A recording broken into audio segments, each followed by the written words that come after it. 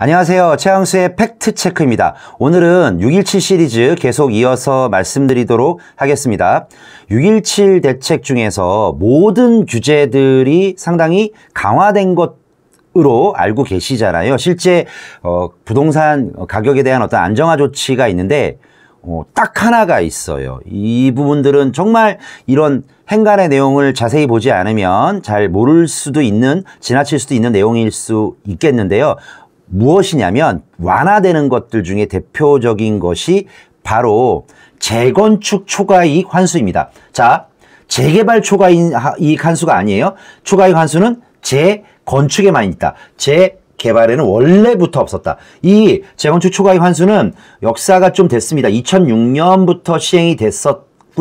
그동안에 우여곡절을 거치면서 유예가 되기도 했었고요. 또 꽤 오랫동안. 그리고 관련해서 사유재산권 침해라든가 평등권 침해, 또 미실현 이익에 대한 과세라는 어떤 미명하에 헌법재판소에 들락날락 할 정도로 굉장히 사안이라든가 이런 부분들이 분분한, 그런 의견들이 분분한 그런 내용이었는데, 이번에 어떤 내용들이 생겼었냐면요.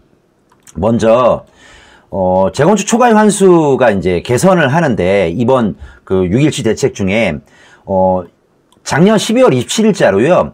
이 재건축 초과이익 환수의 자체가, 법률 자체가 헌법에 위배된 어떤 그러한 법률 아니냐라고 해서 헌법소원이 제기됐다가 작년 12월 27일자로 합헌 결정이 되었다. 헌법에 위배되지 않다라는 결정이 되면서 다시 이걸 적용하려고 하는데, 그동안 굉장히 지적이 많았던 것들 중에 하나가 다른 어떤 부분들이 있습니다. 잠시 설명드릴. 근데 62개 조합에 37개 지자체에 약 2,533억 원의 부담금이 예정이 되어 있다. 그래서 이것들을 약간은 좀 정비를 하겠다. 합리적으로 개선을 하겠다라고 하는 건데요. 먼저 시뮬레이션을 해본 모양이에요, 정부가. 그래서 보니까 상당합니다.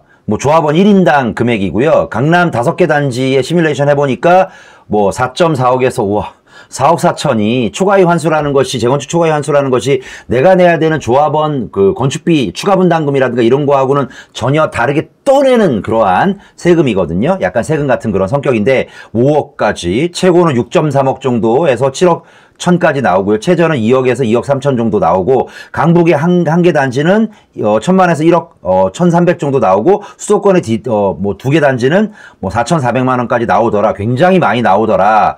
이렇게 지적을 한 부분들이 있고요. 그리고 또 규제 완화 조치라고 제가 말씀드렸는데, 이 부분이 좀 이해가 좀 되셨으면 좋겠는데요. 현행은요, 공시가격 현실화에 따라 종료 시점과, 종료 시점은 언제냐? 준공이죠. 준공으로 보시면 되실 것 같아요. 그리고 개시 시점은 언제냐? 최초의 추진이, 승인일. 최초의 추진이 승인 시점.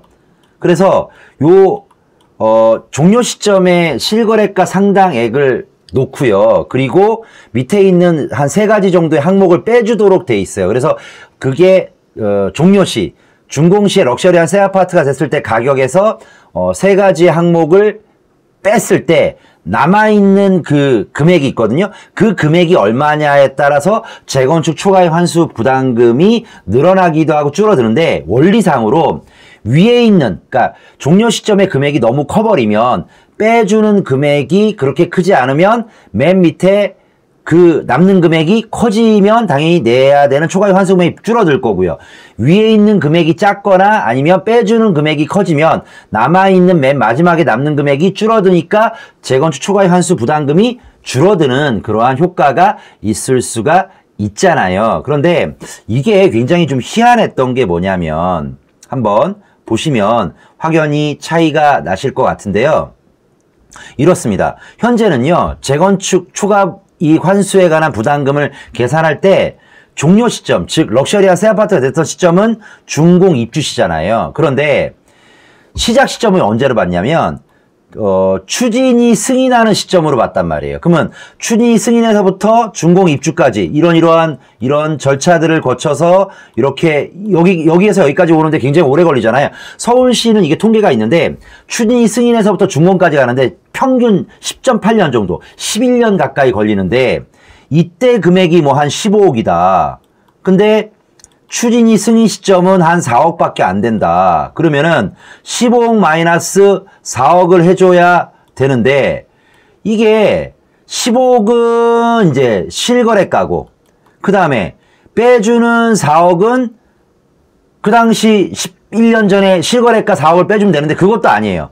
공시가격을 빼주도록 했어요. 공시가격. 그럼 무슨 얘기냐면 맨 위에 있는 금액 첫 번째 금액은 실거래가, 빼주는 금액이 공시가격. 그러면 빼주는 금액이 자꾸 현실적으로 기준점이 안 맞아서 적어지면 맨 마지막에 남는 금액이 커지잖아요. 이익이. 그럼 그 이익이 커짐에 따라 재건축 초과이익 환수 부담금이 커지도록 돼 있어요. 그러면 우리가 어떤 것들을 적용하거나 할 때 동일한 잣대와 기준으로 비교를 해야 될 거 아니에요. 예를 들어서 처음에 준공시의 실거래 가격 상당액이면 빼주는 금액도 11년 전에 추진이 승인 시점에 실거래 가격을 빼주든가, 만약에 추진이 승인 시점에 공시가격을 빼주려면 완성됐을 때, 준공됐을 때의 공시가격을 빼주든가 해야 되는데 이거는 실거래가, 이거는 공시가격이면 일부러 재건축 초과이익 환수 부담금의 크기를 늘리기 위해서 과도하게 뭔가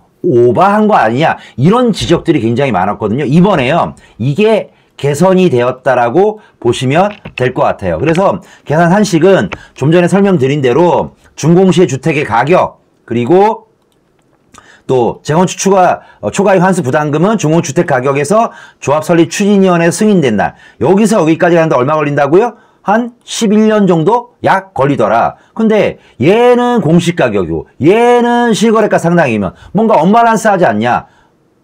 일부러 부당히 이 재건축 초과이익 환수 부담금 대상금을 크게 불리게 하기 위해서 너무 오버한 거 아니냐, 이런 지적이 있었거든요. 그래서 이것을 이번에 개선하는 그러한 조치가 단행이 되었다라고 하고요. 이런 산정식은 뭐 3천만 원 이하일 때 면제지만 최대는 평균 이익이, 즉 맨 위에 금액에서 세 가지 항목을 뺐더니 맨 마지막에 남는 금액이 1억 1천을 초과하면 2천만 원 기본에다가 1억 1천 초과 금액 50% 환수하도록 돼 있으니까 막 4억, 5억 나오는 거예요. 굉장히 커지는 거예요.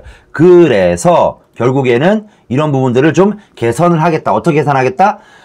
맨 위에 있는 금액을 실거래가로 했으면 빼주는 금액도 실거래가로 하고, 맨 위에 금액을 만약에 뭐 빼주는 금액을 공시가격으로 했으면 맨 위에 그 빼줌을 당하는 가격도 공시가격으로 하든가 해서 형평을 맞추겠다. 이런 효과가 나타나면 맨 밑에 남는 초과이익 환수 부담금의 기준점이 되는 금액이 좀 줄어드는 효과가 있어서 재건축 초과이익 환수 부담금이 줄어듭니다. 이 부분은 재건축 단지에는 어느 정도는 약간 희소식이 될 수 있는데 이런 부분들이 마치 규제처럼 이해가 돼서 많은 전문가들이 이 부분에 대해서는 전혀 언급하지 않고, 솔직히 말하면 이런 부분에 대해서 지적할 만한 그러한 내용이라든가 이런 것들을 알지는 못한다라는 생각도 좀 들긴 합니다만, 저는 일단은 우리 이 영상을 보시는 분들에겐 이 부분들은 규제에 완화되는 측면도 있었구나라고 꼭 말씀드리고 싶었습니다. 재건축 초과이익 환수 부담금, 예전보다는 조금 가격이 낮아질 가능성이, 부담금이 낮아질 개연성이 높아졌다라고 결론을 내리도록 하겠습니다.